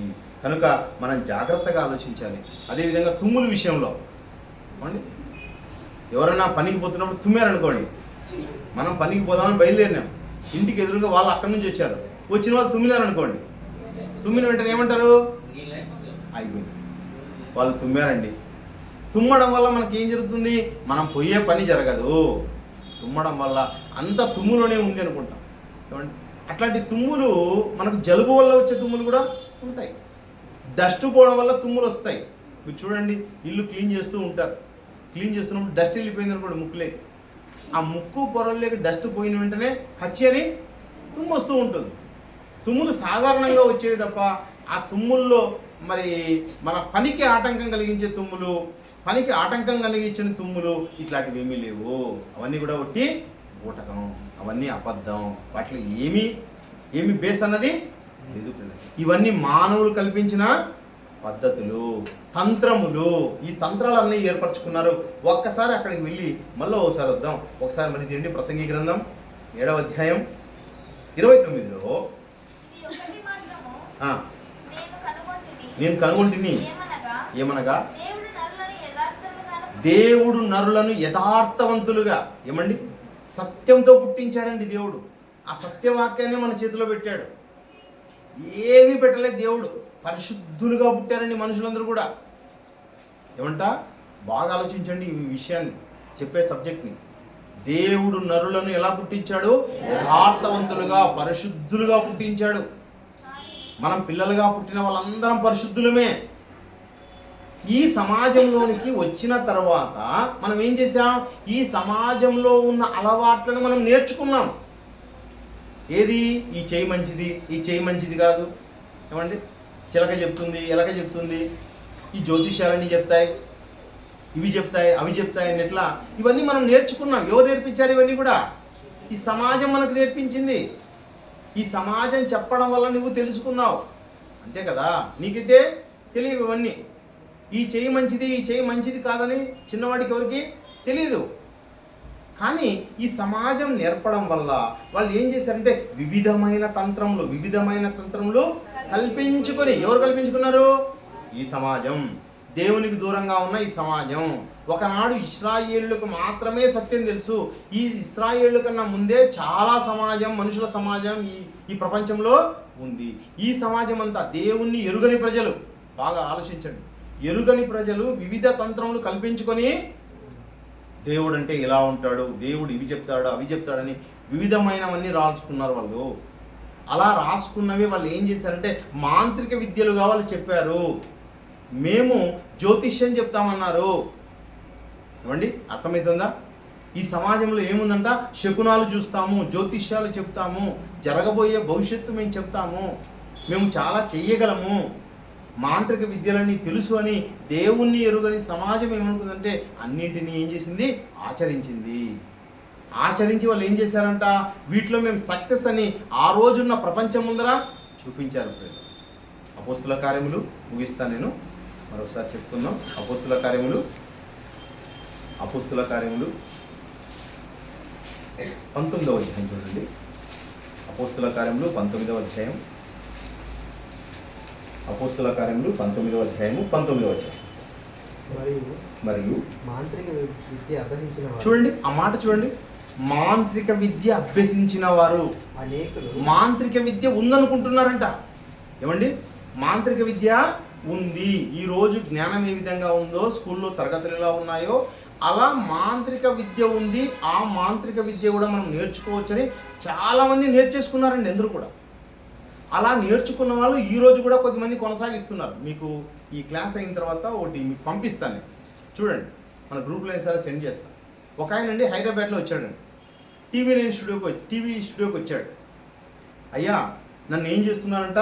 ఒక ఆయన గిరిరాజు అనే ఆయన అండి, గిరిరాజు అనే ఆయన గుగ్గిళ్ళ రామయ్య అనే ఆయన కొడుకు అంట. గుగ్గిళ్ళ రామయ్య అనే ఆయన కొడుకు. ఎవరైనా? గిరిరాజు. ఈయన నాకు ఏం చేశాడంటే చేతబడి శక్తులను పంపించాడు నా మీదకి. ఆయన చెప్పే మాట అండి. చేతబడి శక్తులను నా మీదికి పంపించాడు. ఆయన నా కళ్ళలోకి నిమ్మరసం పిండాడు. వీడెందుకు పిండించుకున్నాడో తెలియదు. ఏమండి, కంటిలోకి నిమ్మరసం ఎవరైనా వేయించుకుంటారా? ఇలా వేయించుకున్నాడంట. అలా వేయించుకోవడం వల్ల నా మీదికి చేతబడి శక్తులను పంపించడం వల్ల నాకు కాళ్ళల్లో నుంచి, అరికాళ్ళల్లో నుంచి, లేకపోతే నా వేలల్లో నుంచి చేతబడి శక్తులన్నీ ఈ వేలల్లో నుంచి నా లోకి వచ్చేస్తాయి. నా లోకి వచ్చేసి నా తలంతా పట్టేస్తాయి. నేను 15 ఏళ్ళగా ఈ ఇబ్బంది పడుతున్నాను. నేను ఇబ్బంది పడుతున్నాను కనుక నాకు వేరే వాళ్ళు చెప్పడం వల్ల నేను ఏం చేశానంటే, ఏమండి ఇక్కడ తెలుసు కదా, గట్టిగా అండి ఏం బిగించుకున్నాడో తెలిసినా, మన కడ్డీలు చుడతాం చూడండి, కడ్డీలు చుడతాం కదా, అట్లా కడ్డీ చుట్టుకున్నాడు ఇక్కడ. ఏమండి ఎదకంతా ఏం చేసుకున్నాడు, 6 పొరలు 7 పొరలు వేసి గట్టి కడ్డీ చుట్టుకున్నాడు. ఆ తర్వాత కాళ్ళకు కడ్డీ చుట్టుకున్నాడు. ఈ కాళ్ళకి, ఈ తొడకి, ఆ తొడకి అన్ని మొత్తం గట్టి కడ్డీలు చుట్టేసినాడు. రక్త ప్రసరణ కాకుండా చేసినాడు ఆయన. ఎందుకంట అలా కడ్డీలు చుట్టడం వల్ల ఈ లోపలికి ఆయన ఎక్కిస్తానాడే, ఇవి లోపలికి రావంట. ఏంటివి? చేతబడి శక్తులు లోపలికి రావు. లేకపోతే ఏమొస్తాయి? ఆ చేతబడి శక్తులు వస్తున్నాయి, నాకు అన్ని దూరిపోతున్నాయి లోపలికి. అవి లోపలికి దూరం ఏం చేస్తున్నాయంటే నన్ను కకావికలం చేస్తున్నాయి. 15 ఏళ్ళ నుంచి నేను పని చేసుకోవడానికి లేదు, నా భార్య పిల్లల్ని చూసుకోవడానికి లేదు, నాకు చాలా ఇబ్బంది అయిపోతుంది అని ఆయన చెప్తున్నాడు. చూడండి ఎలా ఉంటాయి చూడండి సమస్యలు. వీళ్ళంతా ఎవరంటే అజ్ఞానులు, మానసిక వ్యాధి కలిగిన వారు. నేను కూడా పెట్టానండి, కామెంట్ పెట్టాను. ఏమిది? మానసిక వ్యాధి. మానసిక వ్యాధితో బాధపడుతూ మంత్ర విద్యలు, మాంత్రిక విద్యలు ఉన్నాయని నమ్ముతూ, ఆ మాంత్రిక విద్యలు మమ్మల్ని ఏమో చేస్తున్నాయని నమ్ముతున్నారు, విశ్వసిస్తున్నారు. మాంత్రిక విద్యల ద్వారా ఏం చేస్తున్నారంట? మనుషుల్ని చంపేస్తున్నారంట. మీరు ఏం క్లాస్ అనుకోండొచ్చు, నిజంగా జ్ఞానం అండి ఈరోజు సమాజంలో జరుగుతున్నదండి. ఇవన్నీ మనం తెలుసుకోవాలండి. బైబిల్ అంటే ఏదో ఒక మాట చెప్పేది కాదు, నిన్ను మహాజ్ఞానిగా నిలబెట్టేది ప్రపంచంలో. మాంత్రిక విద్యలు లేవని ఎవరు నిరూపించారో తెలుసా? బైబిల్ నిరూపించింది. బైబిల్ నిరూపించింది. అలా నిరూపించిన బైబిల్ని నువ్వు పట్టుకున్నావు. మనం ఏదో గుడికి వెళ్ళేసేసి ఆరాధన చేసుకొని ఇదే ఆరాధన నీకు వెళ్ళిపోతున్నారే కానీ జ్ఞానం ఎవరు తెలుసుకోలేకపోతున్నారు. ఈరోజు ప్రపంచంలోని క్రైస్తవులు నిజమైన జ్ఞానం బైబిల్ బోధిస్తోంది. ఈరోజు చేతబడి, చిల్లంగి, బాణామతి, దయ్యాలు, భూతాలు ఇవన్నీ కూడా అసలు లేవని చెప్పింది ఎవరో తెలుసా? బైబిల్. ఏమండి, ఒక మనిషి ఆత్మను ఇంకొకరు బంధించే అవకాశం లేదండి, ఒకరిని ఇంకొకరు ఇబ్బంది పెట్టే అవకాశం లేదు. పిల్లలు మనమందరూ స్వేచ్ఛాజీవులం, హ్యాపీగా జీవించాల్సిన వాళ్ళం. కానీ మనుషులు చాలా భయపడిపోతున్నారు. ఏమండి, ఈరోజు జగన్ గారు అంటే చంద్రబాబుకు ఇబ్బంది అనుకోండి. వినండి చెప్పేమాట. జగన్ గారి మీద ఈయనకు ఇబ్బందికరంగా ఉందనుకోండి, ఈయన చేతబడి చేసి ఆయన చంపించే అవకాశం ఉందా? ఒకవేళ చంపాలంటే చంపేయలేరా? ఈరోజు మనకు గత కాలంలో అండి ఒసామా బిన్ లాడెన్ అని ఒక తీవ్రవాది, ఆయన కోసం అమెరికా ప్రయత్నించింది చంపాలని. అవునా కదా? ఆలోచించండి. సెప్టెంబర్ 11 దాడులు చేసినప్పుడు ఈయన ఒసామా బిన్ లాడెనే దాని యొక్క ప్రధాన సూత్రధారి. ఆ సూత్రధారికి సంబంధించినవి ఏదో ఒకటి ఉంటే, మన దగ్గర ఎవిడెన్స్ ఉంటే ఆయనకు చేతబడి ఇక్కడ చేసి చంపొచ్చా లేదా? ఒక పిండితో ఒక ముద్ద చేసి, ఒక బొమ్మ చేసి, ఆ బొమ్మను గుచ్చడం వల్ల అక్కడ చచ్చిపోతారంట మనుషులు. అవకాశాలు ఉన్నాయా? కాశ్మోరా అని ఏవో చిన్నవన్నీ కూడా పుస్తకాలు రాసి, సినిమాలు తీసి, ఆ సినిమాలను నమ్మడం ద్వారా ఈరోజు ఏం చేస్తున్నారంటే కోట్ల రూపాయల దయ్యాల పేరుతో ఏమండి సినీ ప్రపంచం సంపాదిస్తోంది. దయ్యం, భూతం అని పేరు చెప్పి వాళ్ళు ఏమో సుఖంగా ఉంటున్నారు. ప్రజలందరినీ ఏం చేస్తున్నారు? అజ్ఞానులుగా చేస్తున్నారు. మాంత్రిక విద్యలు లేవు, దయ్యాలు లేవు, భూతాలు లేవు, వాటిని ఎప్పుడు దేవుడు అనుమతించలేదు అండి.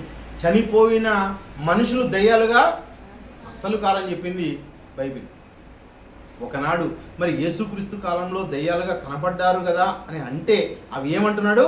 ఇదిగో సాతాను, అపవాది సంబంధించిన వారే తప్ప వాళ్ళందరూ మనుషులు కాదు. ఇదే మాటలో కింద చదవండి. మాంత్రిక విద్యను అభ్యసించిన వారు అనేకులు తమ పుస్తకములు తెచ్చి అందరి ఎదుట చూడండి అన్నీ కాల్ చేశారంటండి. సమాజం నిరూపించడం వల్ల ఈ సమాజం ఏమైంది? సమాజం మేల్కొనింది. ఆ రోజు సమాజం, ఆ సమాజం మేల్కొని ఏం చేసిందంటే ఇదిగో ఇదంతా విద్య కాదని చెప్పేసి విశ్వసించి ఏం చేశారు? కాల్చివేశారు. అలా కాలిస్తే వారు లెక్క చూడగా వాటి వెల 50,000 వెండి రూకలు అండి. 50,000 రూపాయలు కాదు, వెండి రూకలు అంట. 50,000 వెండి రూకలు ఏమండి. అంటే ఒకనాడు కోట్ల రూపాయల మాంత్రిక విద్య పుస్తకములను కాల్చేసిన ఘనత ఎవరిది? బైబిల్ది. ఇవన్నీ తప్పుడు పుస్తకాలు, తప్పుడు ఆలోచనలు, తప్పుడు బోధలని చెప్పి ఆ రోజు వేల కోట్ల రూపాయలదండి. ఈరోజు కోట్ల రూపాయలది. కోట్ల రూపాయల మాంత్రిక విద్య పుస్తకాలని కాల్చేసింది ఎవరో తెలుసా? మహాజ్ఞానమైన బైబిల్. ఈరోజు నీవైనా నేనైనా మనం అందరం ఎవరంటే సాక్షాత్తు దేవుని పిల్లలం, దేవుని గర్భం నుంచి మనం వచ్చిన వారం. వీటన్నిటికీ వ్యతిరేకంగా మనం పని చేయాల్సిన వారం. కానీ ఎవరో చెప్పారని చెప్పి అవన్నీ అజ్ఞానంగా మనం ఆలోచించకూడదు పిల్లలు. ఈరోజు జ్ఞానాన్ని ప్రకటించవలసిన క్రైస్తవులు కూడా ఎవరో ముహూర్తం చెప్తారా వెళ్తున్నారు అంటే అజ్ఞాని మాటలు వింటున్నారంటే చూడండి. ఎవరికో ముహూర్తం తెలుసంటే వెళ్ళిపోతున్నారు. అసలు ఏదీ లేదండి. మనకు వివాహానికి దేవుడు చెప్పిన సూత్రం ఏమి?